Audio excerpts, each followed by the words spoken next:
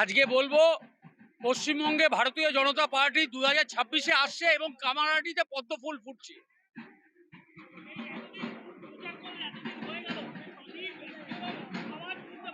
মানুষের আপনি এই যে সাধারণ মানুষ বলছে পাল্টানো চাই, পাল্টানো দরকার।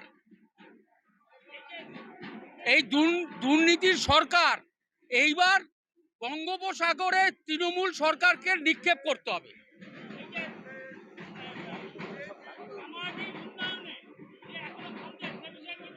রাস্তাঘাটের সাংঘাতিক বাজে অবস্থা, ড্রেনের উপরে পারমিশন ছাড়া ড্রেনের উপরে দোকান হয়ে যাচ্ছে, 4 লাখ 5 লাখ টাকা করে বিক্রি করছে বেআইনিভাবে। তারপর সাগর দত্ত হাসপাতালের বেহাল অবস্থা, তারপর শাসন ব্যবস্থা, পুলিশি শাসন ব্যবস্থা নেই, অ্যাডমিনিস্ট্রেশন কোলাপস করে গেছে।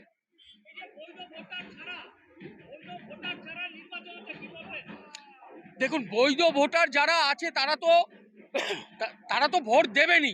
আমরা চাই যারা বৈধ একটাও নাম যেন না বাতিল হোক।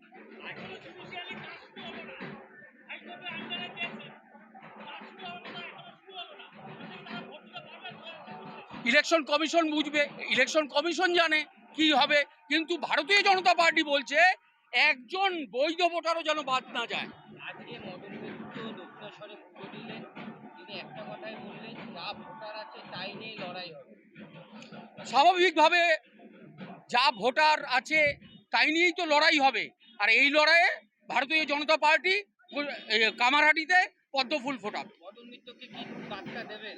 আমি কাউকে বার্তা দেব না, আমি বলবো ওনার বয়স হয়েছে, উনি সিনিয়র, কাউর প্রতি আমাদের শিষ্টাচার কাউকে অবজ্ঞা করা নয়।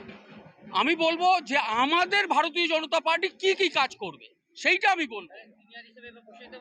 হ্যাঁ, স্বাভাবিকভাবে ওনার বয়স হয়েছেন, মানস মুখার্জির 72-73 বছর হয়েছেন, ওনারা আস্তে আস্তে রেস্টে যান, ওনাদের দলে মার্গদর্শন করুন। হ্যাঁ, না না, এটা তো স্বাভাবিক, নিজেকে নিজে সবসময় লাভলি বয়ই বলে, ঠিক আছে না? তো যাই হোক, বাড়িতে উনি থাকুন, সুষ্ঠুভাবে থাকুন, ভালো থাকুন।